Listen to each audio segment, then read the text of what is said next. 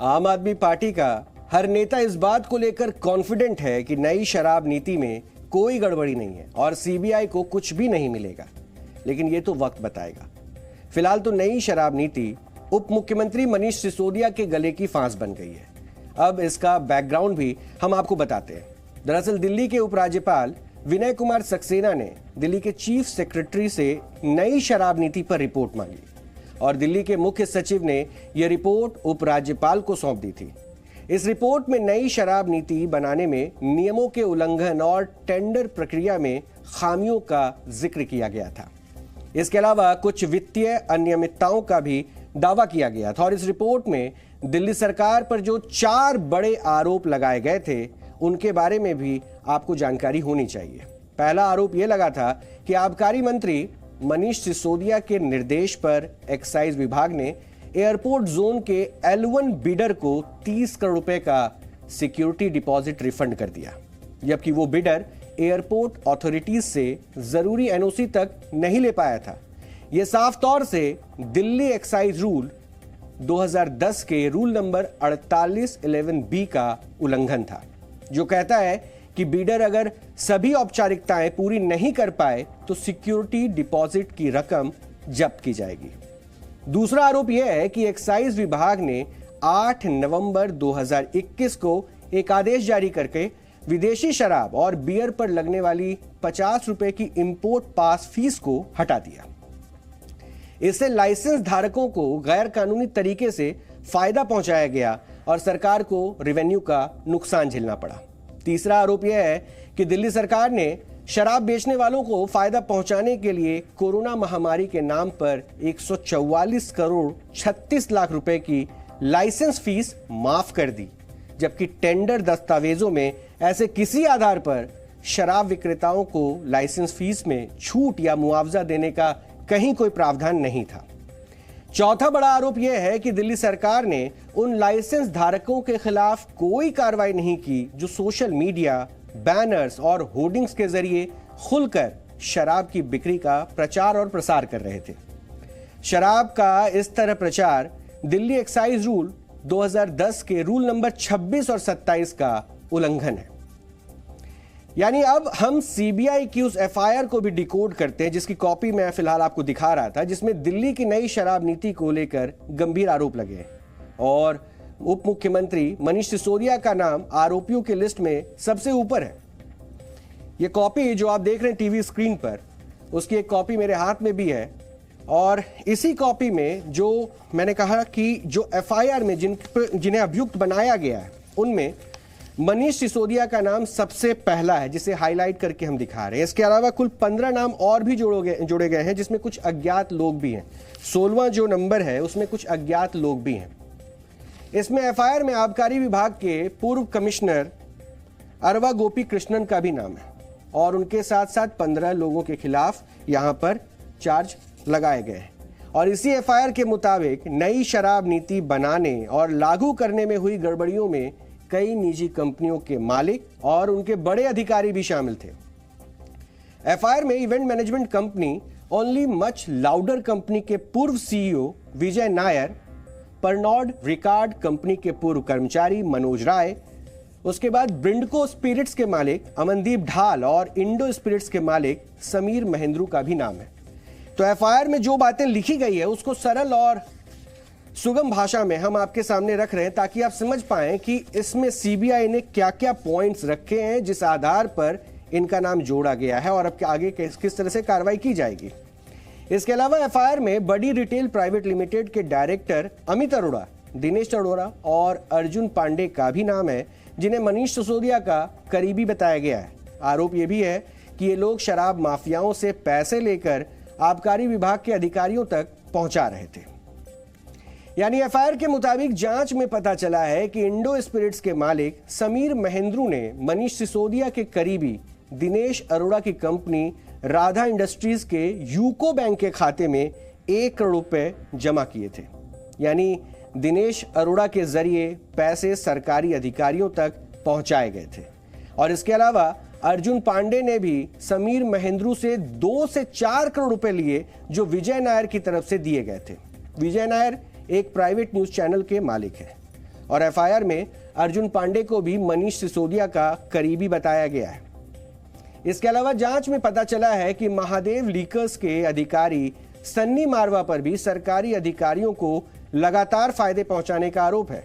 सन्नी मारवा शराब कारोबारी पोंटी चड्डा के कंपनियों में भी डायरेक्टर है। हालांकि पोंटी चड्डा की मौत के बाद ये कंपनियां अब पोंटी चड्डा का परिवार संभालता है।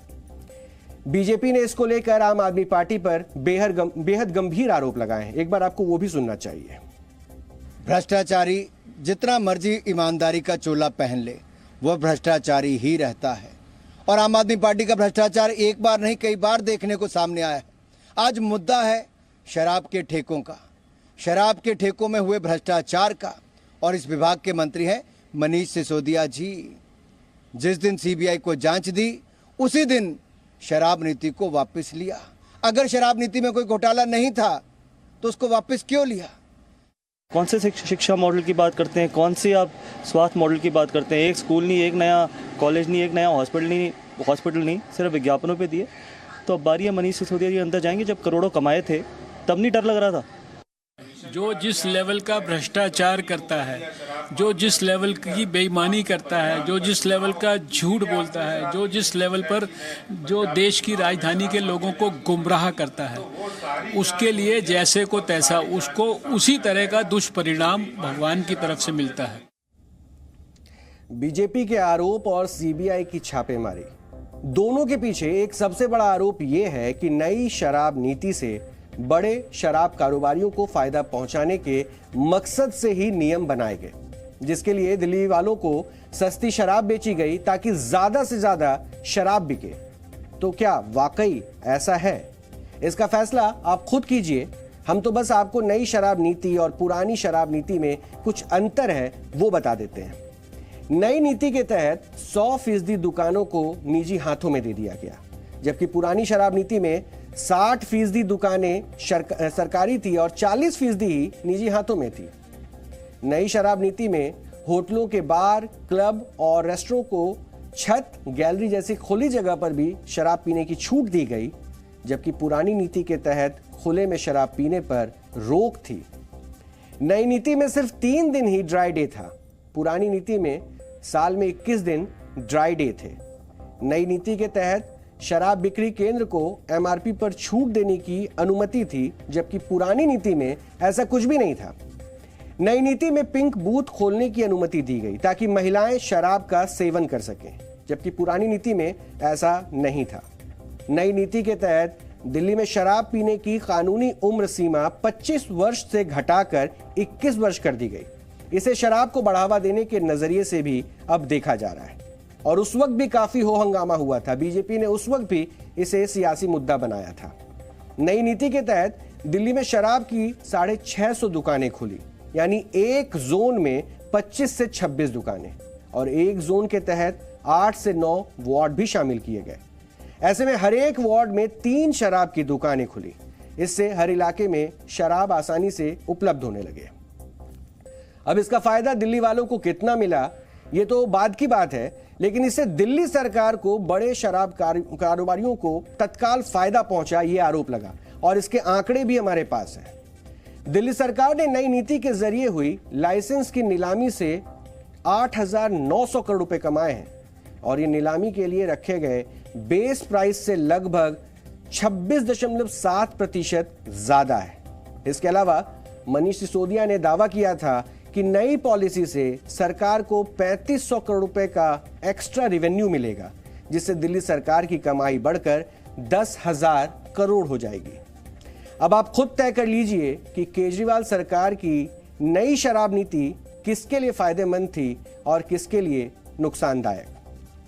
आम आदमी पार्टी और अरविंद केजरीवाल से सवाल अब नई शराब नीति में हुई गड़बड़ियों पर पूछे जा रहे हैं, जिनके जवाब देने में केजरीवाल एंड कंपनी का मुंह सूख रहा है। इसलिए वो जो मुंह में आ रहा है वो बोल रहे हैं और जो दिमाग में आ रहा है वो कहानी भी बना रहे हैं। शराब नीति को लेकर मनीष सिसोदिया की मंशा पर उठ रहे सवालों के बीच अरविंद केजरीवाल ने मनीष सिसोदिया को सर्वश्रेष्ठ शिक्षा मंत्री घोषित किया और इसके लिए न्यूयॉर्क टाइम्स के इंटरनेशनल प्रिंट एडिशन में 18 अगस्त को छपे एक लेख का जमकर प्रचार किया। ये लेख अब आप टीवी स्क्रीन पर भी देख सकते हैं। इस रिपोर्ट में दिल्ली के सरकारी स्कूलों की जमकर तारीफ की गई है और इसका श्रेय मनीष सिसोदिया को दिया गया। रिपोर्ट में मनीष सिसोदिया की तस्वीर भी लगी है। रिपोर्ट में केजरीवाल सरकार की तारीफों के पुल बांधते हुए कहा गया है कि केजरीवाल सरकार ने स्कूलों की तस्वीर बदलने में बड़ा बजट खर्च किया। केजरीवाल ने शराब नीति पर उठ रहे सवालों के बचाव में न्यूयॉर्क टाइम्स की इस रिपोर्ट को अपना रक्षा कवच बनाया है। अमेरिका का सबसे बड़ा अखबार है न्यूयॉर्क टाइम्स। न्यूयॉर्क टाइम्स में खबर छपने के लिए बड़ा मुश्किल होता है न्यूयॉर्क टाइम्स में खबर छपना। कल के न्यूयॉर्क टाइम्स के फ्रंट पेज पे ये खबर छपी है। दुनिया के सबसे शक्तिशाली देश के सबसे बड़े अखबार के फ्रंट पेज पे ये दिल्ली के शिक्षा मॉडल पे खबर छपी है। इस खबर में मनीष सिसोदिया जी की फोटो छपी है। न्यूयॉर्क टाइम्स के फ्रंट पेज पे आने के लिए दुनिया के सभी देशों के प्रधानमंत्री, राष्ट्रपति मतलब बेचैन रहते हैं कि हमारा नाम, हमारी फोटो आनी चाहिए। वहां पे मनीष सिसोदिया जी की फोटो छपी है आज कल के न्यूयॉर्क टाइम्स के अंदर। इस खबर का मतलब यह है कि मनीष सिसोदिया को भारत, दिल्ली का नहीं, देश का नहीं, दुनिया का सबसे अच्छा शिक्षा मंत्री घोषित किया गया। एक तरह से आज मनीष सिसोदिया को दुनिया का सबसे अच्छा शिक्षा मंत्री घोषित किया गया, लेकिन उसके घर सीबीआई पहुंच के रेड मारने के लिए। केजरीवाल ने अपने बयान की शुरुआत में कहा कि न्यूयॉर्क टाइम्स में खबर छपवाना और छपना बड़ी बात होती है। यह बात बीजेपी ने पकड़ ली और आरोप लगाया कि इंटरनेशनल मीडिया में दिल्ली के स्कूलों को लेकर जो छापा गया है वो पैसा देकर छपवाया गया है। इसके बाद बीजेपी नेताओं ने केजरीवाल सरकार को इसी मुद्दे पर घेरना शुरू कर दिया। बीजेपी ने न्यूयॉर्क टाइम्स के साथ दुबई के अखबार खलीज टाइम्स की कॉपी भी दिखाई, जिसमें न्यूयॉर्क टाइम्स वाला आर्टिकल छपा था, वो भी सेम टू सेम। दोनों में ही तस्वीरें भी एक जैसी थी और खबर लिखने वाला रिपोर्टर भी एक ही था और कंटेंट भी एक जैसा था। और इस आधार पर बीजेपी ने आम आदमी पार्टी पर इंटरनेशनल मीडिया में पेड न्यूज छपवाने का आरोप लगा दिया। ये अलग बात है कि दुबई वाले अखबार में न्यूयॉर्क टाइम्स के इस आर्टिकल की कटसी भी नीचे लिखी हुई थी। सत्येंद्र जैन के बारे में भी आपको याद होगा, ऐसे ही बोलते थे जब उनको अरेस्ट किया कि वो तो सत्येंद्र जैन ने हेल्थ में बहुत अच्छा काम किया था, वो तो कोविड में बड़ा अच्छा काम किया था, मगर उनको तो ये तो अपना राजनीतिक अपना द्वेष के कारण में डाल दिया। ये सब बेकार की बातें हैं। आज बात है, मुद्दा है लिकर पॉलिसी का, तो वो लिकर पॉलिसी के बारे में ही सीमित रहे, जवाब दे तो अच्छा रहेगा। कृपया करके ये आर्टिकल कहां छपा नहीं छपा, स्कूल्स के बारे में पूरी सिचुएशन क्लियर है। इससे पहले भी हमने पीसी की है, इसके बारे में पूरा बताया है। इसके बारे में भारत की कई न्यूज रिपोर्ट्स भी आ चुकी है। तो आपके फेक न्यूज आर्टिकल्स की आवश्यकता नहीं है। जैसे आपने छापा है यूके के जनरल इलेक्शंस वाला, उसकी जरूरत नहीं है। आप केवल इतना बताइए कि आज लिकर स्कैम पर जो चीफ सेक्रेटरी की रिपोर्ट के आधार पर आप भी मान रहे करप्शन हुआ है, इसलिए आप ओल्ड पॉलिसी पे चले गए, उसके ऊपर जो 15 सवाल हमने स्पेसिफिकली पूछे उसका जवाब कब मिलेगा? वैसे बीजेपी के आरोपों के जवाब में आम आदमी पार्टी भी अब एक्टिव हो गई है। उसने इस आरोप से इनकार करते हुए कहा है कि खलीज टाइम्स में छपा लेख के अंत में न्यूयॉर्क टाइम्स को सौजन्य दिखाया गया है, जो कि सही भी है। साथ ही केजरीवाल ने न्यूयॉर्क टाइम्स के हवाले से दावा किया है कि अखबार के फ्रंट पेज पर कभी पेड न्यूज नहीं छपती, जिसकी हम पुष्टि नहीं करते। लेकिन सवाल यहाँ ये नहीं है कि केजरीवाल सरकार ने मनीष सिसोदिया की इमेज चमकाने के लिए इंटरनेशनल मीडिया में पैसे देकर आर्टिकल छपवाया या नहीं। सवाल यह है कि शराब नीति पर जवाब देने से बचने के लिए केजरीवाल सरकार ने शिक्षा नीति को अपनी ढाल क्यों बनाया। देश अब भी जानना चाहता है कि क्या खुद को देश की सबसे ईमानदार पार्टी बताने वाली केजरीवाल सरकार ने नई शराब नीति के जरिए क्या बेईमानी की है।